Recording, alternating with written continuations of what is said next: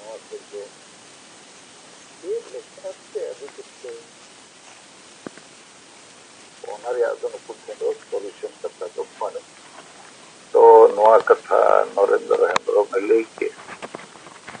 ᱥᱮᱠᱮন্ড ᱯᱚᱭᱮন্ᱴ, ᱱᱚᱣᱟ ᱡᱟᱢᱜᱩᱰᱤᱭᱟᱹ ᱟᱹᱛᱩ ᱨᱮᱭᱟᱜ ᱢᱟᱢᱞᱟ ᱦᱚᱞᱟ ᱚᱸᱰᱮ ᱢᱤᱴᱤᱝ ᱦᱩᱭᱮᱱᱟ, ᱞᱮᱠᱤन ᱟᱵᱚ ᱴᱷᱮᱱ ᱪᱮᱫ ᱦᱚᱸ ᱯᱨᱚᱯᱟᱨ ᱨᱤᱯᱳर्टिंग ᱵᱟᱹᱱᱩᱜ᱾ ᱟᱫᱚ ᱱᱚᱣᱟ ᱫᱚ লিডারশিপ ফেলিয়ার ᱠᱟᱱᱟ। ᱢᱟᱱᱮ ᱚᱱᱟ ᱟᱵᱚ ᱜᱚᱢᱵᱷᱤᱨᱛᱟ ᱛᱮ ᱵᱟᱵᱚ ᱦᱟᱛᱟᱣ ᱫᱟᱲᱮᱭᱟᱜᱼᱟ। ᱚᱱᱟ ᱞᱟᱹᱜᱤᱫ ᱥᱟᱯᱲᱟᱣ ᱠᱟᱛᱮ A to Z पूरा ᱴᱳᱴᱟᱞ রিপোর্ট ᱠᱚᱞᱮᱠᱴ ᱫᱚᱨᱠᱟর। ᱟᱵᱚ ᱛᱟᱞᱟᱨᱮ ᱦᱩᱭᱩᱜ ᱠᱟᱱᱟ। ᱟᱫᱚ ᱤᱧ ᱢᱮᱱᱟᱹᱧ ᱱᱚᱣᱟ ᱫᱚ ᱥᱴᱮᱴ ᱞᱤᱰᱟᱨ ᱦᱚᱸ, জোনাল লিডার হᱚᱸ, जिला को ब्लॉक ᱨᱮᱱ নেতা को ফেলিয়ার ᱠᱟᱱᱟ। আর নৌকান মামলা ᱫᱚ ᱟᱵᱚ ᱜᱚᱢᱵᱷᱤᱨᱛᱟ ᱛᱮ ᱦᱟᱛᱟᱣ ᱫᱚᱨᱠᱟর। ᱚᱸᱰᱮ ᱠᱷᱚᱡ ᱜᱮ ᱵᱟᱰᱟᱭᱚᱜᱼᱟ ᱱᱩᱠᱩᱣᱟᱜ ᱪᱮᱫ ᱯᱞᱟᱱ ᱯᱨᱳᱜᱨᱟᱢ। ᱱᱩᱠᱩ ᱫᱚ ᱚᱠᱚᱭ ᱦᱟᱺᱰᱤ ᱵᱟᱧᱪᱟᱣ team, JMM plus B team ᱠᱟᱱᱟ ᱠᱚ। ᱟᱫᱚ ᱵᱟᱭᱨᱤ ᱠᱚᱣᱟᱜ पूरा स्ट्रेंथ और वीकनेस ᱨᱮᱭᱟᱜ ᱯᱨᱚᱯᱟᱨ एसेसमेंट ᱦᱩᱭᱩᱜ ᱫᱚᱨᱠᱟর। ᱚᱱᱟ ᱪᱮᱫ ᱦᱚᱸ ᱵᱟᱭ ᱦᱩᱭ ᱞᱮᱱᱟ, ᱚᱱᱟ ᱨᱮᱭᱟᱜ ᱠᱳᱭ ᱭᱳᱡᱱᱟ ᱵᱟᱭ ᱛᱟᱦᱮᱸ ᱠᱟᱱᱟ। लेकिन ᱤᱧ ᱠᱩᱥᱤᱧ ᱵᱩᱡᱷᱟᱹᱣᱟ, ᱦᱚᱞᱟ ᱥᱮᱛᱟᱜ देवनारायण मुर्मू ᱤᱧᱮ ᱯᱷᱳᱱ ᱟᱫᱤᱧᱟ, ᱡᱟᱦᱟᱸᱭ ᱡᱷᱟᱲᱠᱷᱚᱸᱰ ᱥᱮᱸᱜᱮᱞ ᱥᱚᱵᱷᱟᱯᱚᱛᱤ ᱠᱟᱱᱟᱭ, ᱟᱨ ᱵᱷᱩᱵᱚᱱᱮश्वर ᱠᱷᱚᱡ ᱵᱩᱫᱷᱤᱭᱟᱹ मुर्मू ᱡᱮ ᱜᱚᱢᱠᱮ ᱪᱮᱫ ᱦᱩᱭᱩᱜ ᱞᱟᱹᱜᱤᱫ ᱡᱩᱢᱵᱩᱰᱤᱭᱟᱹ ᱨᱮ, ᱪᱮᱫ ᱢᱤᱫᱴᱟᱝ ᱯᱟᱢᱯᱞᱮᱴ ᱠᱚ ᱟᱲᱟᱜ ᱟᱠᱟᱜᱼᱟ, ᱚᱱᱟᱨᱮ ᱟᱹᱰᱤᱜᱟᱱ ᱠᱚᱭᱮᱥᱪᱮᱱ ᱮᱡᱮᱱᱰᱟ ᱞᱮᱠᱟ ᱠᱚ ᱫᱚᱦᱚ ᱟᱠᱟᱜᱼᱟ, ᱟᱨ ᱟᱵᱚ ᱡᱟᱹᱨᱩᱲ ᱵᱟᱰᱟᱭ ᱫᱚᱨᱠᱟর। ᱤᱱᱟᱹ ᱛᱟᱭᱚᱢ ᱤᱧ ᱱᱟᱨᱟᱭᱚᱱ ᱢᱩᱨᱢᱩᱧ ᱯᱷᱳᱱ ᱠᱮᱫᱮᱭᱟ, ᱩᱱᱤᱭᱟᱜ ᱯᱷᱳᱱ ᱜᱮ ᱵᱚᱱᱫᱚ ᱜᱮᱭᱟ। ᱛᱚ ᱮᱱᱤᱣᱮ, ᱱᱚᱣᱟ ᱪᱮᱛᱟᱱ ᱨᱮᱦᱚᱸ ᱤᱧ ᱟᱯᱮ ᱱᱚᱣᱟ ᱵᱩᱡᱷᱟᱹᱣ ᱞᱟᱹᱜᱤᱫ ᱱᱚᱣᱟ ᱠᱟᱛᱷᱟ ᱫᱚᱧ ᱫᱚᱦᱚᱭᱮᱫᱼᱟ। ᱟᱵᱚ ᱡᱟᱦᱟᱸ ᱛᱤᱱᱟᱹᱜ ᱢᱟᱨᱟᱝ ᱠᱟᱹᱢᱤᱨᱮ ᱢᱮᱱᱟᱜ ᱵᱚᱣᱟ, ᱩᱱᱟᱹᱜ ᱢᱟᱨᱟᱝ ᱵᱚᱦᱚᱜ ᱵᱟᱭ ᱛᱟᱦᱮᱱᱟ, ᱥᱟᱯᱲᱟᱣ ᱵᱟᱭ ᱛᱟᱦᱮᱱᱟ, ᱜᱟᱛᱮ ᱠᱚ ᱞᱟᱹᱜᱤᱫ ᱠᱷᱟᱱ ᱫᱚ ᱡᱤᱛᱠᱟᱹᱨᱚᱜ ᱠᱟᱹᱢᱤ ᱦᱚᱨᱟ ᱫᱚ ᱪᱮᱫ ᱞᱮᱠᱟᱨᱮ ᱦᱩᱭᱩᱜ। थर्ड पॉइंट, देवघर एयरपोर्ट ᱧᱩᱛᱩᱢ ᱞᱟᱹᱜᱤᱫ ᱴᱟᱴᱠᱟ ᱜᱮ ᱦᱚᱞᱟ ᱟᱯᱮ ᱠᱚ ᱠᱷᱚᱵᱚᱨ ᱯᱮ ᱧᱟᱢ ᱠᱮᱜᱼᱟ, ᱟᱨ ᱟᱹᱰᱤ ᱜᱟᱱ ᱫᱚ ᱪᱤᱴᱷᱤ ᱠᱚᱯᱮ ᱮᱢ ᱠᱮᱫ ᱜᱮᱭᱟ, ᱟᱨ ᱯᱮᱯᱟᱨ ᱠᱚᱨᱮ ᱦᱚᱸ ᱪᱷᱟᱯᱟᱭᱮᱱᱟ। ᱟᱫᱚ ᱚᱱᱟᱨᱮ ᱤᱧᱟᱹᱜ ᱚᱵᱡᱟᱨᱵᱷᱮᱥᱚᱱ, ᱟᱹᱰᱤ ᱜᱟᱱ ᱫᱚ ᱱᱚᱜᱼᱚᱭ ᱵᱩᱡᱷᱟᱹᱣ ᱯᱮ ᱠᱟᱱ ᱨᱮᱦᱚᱸ ᱡᱮ ᱵᱤᱨᱥᱟ ᱢᱩᱱᱰᱟ एयरपोर्ट को बनाओ किया रांची रे, तो सिधो मुर्मू एयरपोर्ट बनाओ दरकार। कोई तो शहीद सिधो मुर्मू पे ओले, कोई वीर सिधो मुर्मू, तो बिरसा मुंडा मनांग रे मा वीर को शहीद को बको ओले। तो आदो वीर कनाय चे बांग कनाय ओना दो ओल दो बाय लगतिया, नुका दो इतिहास मेना, और ᱧᱩᱛᱩᱢ ᱫᱚ ᱟᱹᱰᱤ ᱢᱟᱨᱟᱝ ᱫᱚ ᱵᱟᱭ ᱚᱞᱚᱜᱚᱜᱼᱟ। ᱢᱟᱱᱮ ᱱᱟᱢᱠᱚᱨᱚᱱ ᱫᱚ ᱛᱤᱱᱟᱹᱜ ᱦᱩᱰᱤᱧ ᱛᱟᱦᱮᱱᱟ, ᱩᱱᱟᱹᱜ ᱯᱩᱥᱴᱟᱹᱣ ᱧᱮᱞᱚᱜᱼᱟ। ᱱᱚᱣᱟ ᱢᱤᱫᱴᱟᱝ ᱠᱟᱛᱷᱟ। ᱫᱚᱥᱟᱨ, ᱱᱤᱛ ᱦᱚᱸ ᱟᱹᱰᱤ ᱜᱟᱱ ᱫᱚ ᱥᱤᱫᱷᱩ ᱢᱩᱨᱢᱩ ᱡᱟᱭᱜᱟ ᱥᱤᱫᱷᱟᱹ ᱢᱩᱨᱢᱩ, ᱴᱮढ़ᱟ ᱢᱩᱨᱢᱩ ᱜᱮᱯᱮ ᱚᱞᱮᱜᱼᱟ। ᱱᱤᱛ ᱦᱚᱸ ᱟᱹᱰᱤ ᱜᱟᱱ ᱫᱚ ᱥᱤᱫᱷᱩ ᱠᱟᱹᱱᱦᱩ ᱜᱮᱯᱮ ᱚᱞᱮᱜᱼᱟ। ᱟᱫᱚ ᱤᱧ ᱢᱤᱫ ᱫᱤᱱᱤᱧ ᱞᱟᱹᱭᱟᱫ ᱯᱮᱭᱟ ᱡᱮ ᱥᱤᱫᱷᱩ ᱠᱟᱹᱱᱦᱩᱢ ᱚᱞ ᱠᱤᱱ ᱠᱷᱟᱱ चांद भैरव फुलो झानो चेदा बाम ऑल को, चेदा बाम ऑल को, और सेदु कानू मुर्मुम ओला, नौका दो अब समाज रे बनुआ, ᱧᱩᱛᱩᱢ तायम परिस हिजुआ। तो सिधु मुर्मू लगी मिटंग हुई ना, कान्हू मुर्मू लगी नो आर मिटंग एयरपोर्ट के जहाना बेना उन जो उनिया ᱧᱩᱛᱩᱢ ते हम बोलैया। आदो सिधु मुर्मू बो आदेया तिलका माझी लेका, सिधु कान्हू करते बकान सिधु कान्हू मुर्मू, नवा कोदो नितो अबो मिटंग स्टैंडर्डाइज परिस्थिति रे अब नो अगुई दरकार। अच्छा, देवघर वाला जहाँ पेपर रे तक न्यूज है जना, कोलकाता को सलखान मुर्मू के निर्देश पर हम लोग इस एयरपोर्ट का नाम ऐसा करना चाहते हैं। अब इन मेता पे तो सिधु मुर्मू दो ᱧᱩᱛᱩᱢ दरकार। नोमा अड्डी माने लो लेवल ऑफ माइंडसेट रे कथा हुईना। इनखान होड़ को उयहरा सलखान मुर्मू के नुकु दोय मेता को आकोआ दो बुद्धि विचार बनुआ आकोआ मायांग रे दो सिद्धू मुर्मू लगी दुलड़ दो बन अब पेपर हबी रे पे ओलो चोका कि सलखान मुर्मू के निर्देश पर देवघर एयरपोर्ट का नाम ऐसा होना चाहिए माने सलखान मुर्मू के नाम करना है कि ᱧᱩᱛᱩᱢ दो सिद्धू मुर्मू हुयुग मा आपे दो बापे नाम करना ओनागे ओनाते प्रमाणित करना अदो नोखान जिनिस को तो थोड़ा तबो ध्यान एम पे और बिरसा मुंडा एयरपोर्ट में ना बिरसा मुंडा एग्रीकल्चर यूनिवर्सिटी में ना बिरसा मुंडा पार्क में ना तो वीर बिरसा मुंडा चे भगवान बिरसा मुंडा चे शहीद बिरसा मुंडा दो बनो और बिरसा सला मुंडा दो गोटा के जोड़ा और अबो दो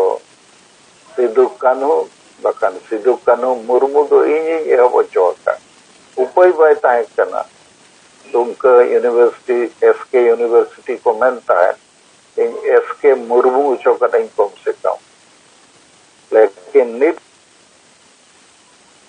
वो सेंगेल वाला को नवा डिक्शनरी लिखता नवा स्टैंडर्ड तीन जिलिस को चलुया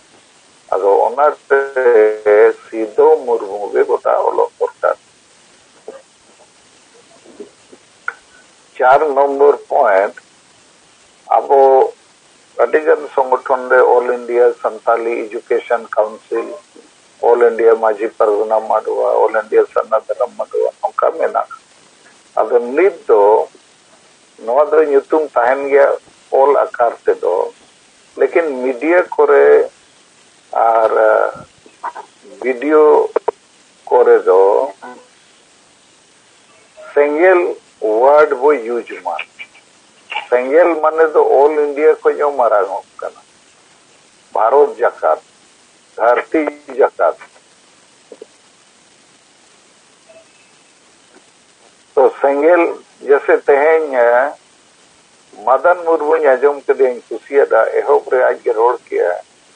मैंने इन दो सेंगेल माझी परगना माडवा संताल परगना जनरल सेक्रेटरी कने सेंगेल माझी परगना माडवा अब सेंगेल सरना धरम माडवा सेंगेल माझी परगना माडवा सेंगेल महिला मोर्चा सेंगेल युवा मोर्चा नौका पे रोड लेखान आपया इंटरव्यू चे आपया पेपर पर न्यूज छपा सेंगेल ठीक है तो इवन आदिवासी सेंगेल अभियान हो जहाँ तहाँ सेंगेल पे मेन लेखानों को टिंगे सेंगेल वाला है पर आदिवासी सेंगेल अभियान वाला है अब नो दो मिटन स्टैंडर्ड यूज लगिते पेटेंट लेका पे थोड़े बुझो पे तेजा जोनल जूम मीटिंग ओका करे पे हुई क्या ओका करे बाय हुई ना ओना दो ना लई दरकार नि जूम मीटिंग रे एहोब रे रिपोर्टिंग आदो पुरुलिया जोन कोय अबो जोनल सेंगेल परगना रिपोर्टिंग लई कोआ डिबेस और एटा को दो पांडुई लई के उनसे कुछ सुन लेना इंगे उनको जूमिंग खुलौला लेकिन देरोड़ बकोई दड़ा रेटा को तो चित पिचका के जाना बपे लई लेकिन वह प्रत्येक शनिवार जोनल जूम मीटिंग ते ठीक कना अपया स्थिति आदि कमजोर गया अब लीडर को गलमराव कना सप्ताह मिद दिन और लीडर चेक लेका पे सपड़ा कना कमी कना ओनारे परीक्षा हुई कना वीकली टेस्ट जोनल लीडर हो और जोन रे तीना टावर मेना कोआ उनको हो अदो ठीक गया तेहें हो उन्हें सक्सेसफुल पले बाय कना नेक्स्ट सैटरडे तो इन जेते जोनल हेडिंग कुली पिया और बखान इन बिचार आपे को बदल बदल रे कारण आपे कारण ते आदिवासी समाज रे परिवर्तन आंदोलन फेलोआ नो दो बांग हुई दरकार नेक्स्ट पॉइंट आपे तलारे तब चेक लेकारे आपे को बुद्धि विचार माने विचारीय आकार ते डेवलपमेंट और क्रमीय आकार ते आपे कैपेसिटी को बढ़ावा नो आदि चिंता रे विषय करना इन जूम मीटिंग लगी बुझाव दाड़ा आपे बहक हों बाय कमी ढेर ती जंगा हों बाय कमी ढेर दुलड़ तो मेना आपे मन रे दुलड़ बुझाव दाड़ा सारी अब समाज गुजुक कना तायमोक कना नवा नवा कारण ते और नवा नवा बो कमी लेकान लहा अबो लेकिन कमी हो बाबो कमिया विचार हो बाबो सदरा जूम रे रोड हो बाबो रोड़ा ओना लगी सापड़ा हो बनुआ इन खान दो चे लेकारे मिटन होले कुकमो येलेया इन आईएएस ऑफिसर इन बेना और ओना हिसाब से बाय पढ़ा बाय सपड़ा चे लेकारे बेना इन डॉक्टर इन बेना बाय सपड़ा बाय पढ़ा बाय बेना तो आबो हो आपे नित जहां तीना जूम रे पे सेलेदो कना कम होड़ दो पे बान कना आपे आगे होना आपे ते कैपेसिटी पे बुझो नाम लेका के इन दो नित 10 वाट रे बल्ब लेकिन जुलुक कना 100 वाट रे जुल लेनकन थोड़ा संगे होड़ मार्शल को नाम और विचार लगी ते तीना गान जिनिस इन पढ़ा ᱧᱚᱜᱟ जहां फेसबुक व्हाट्सएप करे हिजुक कना ताकि ओना कोई रोड दाड़िया रोड तला रे आदो नोआ मामला रे आबो आपे को तला रे संगे लीडर्स को मेंदो सेलेद अकान रे होते बिचरिया करते और कमिया करते अपिया क्वालिटी चे कैपेसिटी इम्प्रूवमेंट दो ढेर बाय हुई दाड़िया कना तेहें मिटन नेक्स्ट पॉइंट तेहें संजय बसु मल्लिक इन मिटन वीडियो क्लिपिंग और मिटन रिपोर्ट भेजा दिया प्रधानमंत्री मिटन संगठन इन्हा ओना अपनी फॉरवर्ड अपिया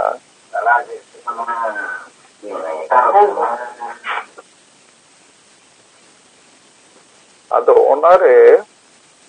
आदिवासी को हालत चेतन रे 9 अगस्त 2021 हिलो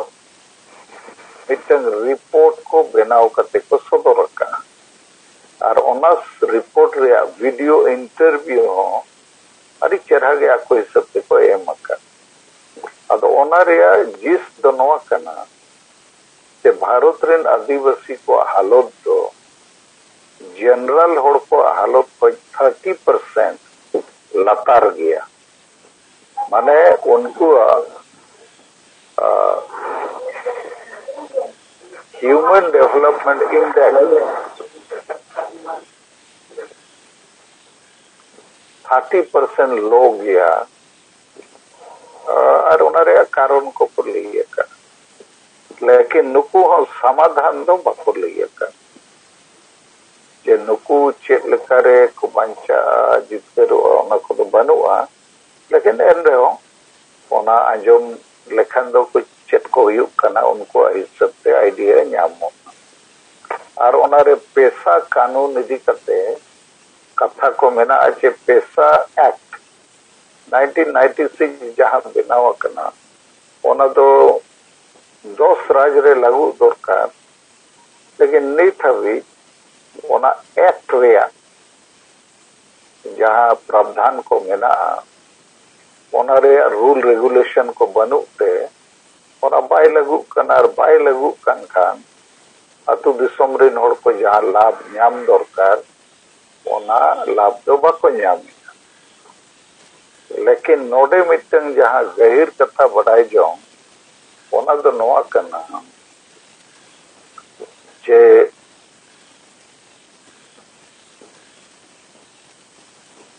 पैसा कानून बनाव मरण से दिलीप सिंह भूरिया कमीशन मिटन बनाव ला भारत सरकार और उनिया रिपोर्ट आधार तेगे पैसा एक्ट तो बनावे ना अदो उनी तो नोए लई किया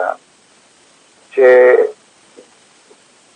अतु अतु रे आदिवासी को स्वशासन व्यवस्था दो बना गया लेकिन उनको तो इलेक्टेड दो को बांकना वंश परंपरागत खाना को ओना मेनते उनको तला रहे हो इलेक्टेड पंचायत इंस्टीट्यूशन माने पंचायत बॉडी दो बना लगतिया वार्ड मेंबर को एहब कते चेतान से धाबी जहां 3 टियर पंचायत इंस्टीट्यूशन को मेता जिला परिषद जिले रे ब्लॉक रे पंचायत समिति और लातार रे ग्राम पंचायत के अंचल समिति आदो ग्राम सभा युतुम ते जहां निद मिसकनसेप्शन चलत कना मिसकनसेप्शन माने दो आबो दो को बड़ाया अतु रे दो माझी के ग्राम सभा हेड कना लेकिन नोआ हिसाब ते दो उनी दो हेड दो बांग कना ओना ग्राम रे जहां तीन वोटर बना को उनको इदी करते के ग्राम सभा तो बना उनको तलक पर जहां में जोड़े अध्यक्षता या ऑटोमेटिकली माझी के हेड हुआ है जो मुंडे के उनका तो बनुआ तो नवा कोरोना क्लैरिटी नित बनुते ग्राम सभा को तो उल्टे सीधे नित चला तो ना प्रधान रिपोर्ट रे पैसा एक्ट दिखते हो कथा में ना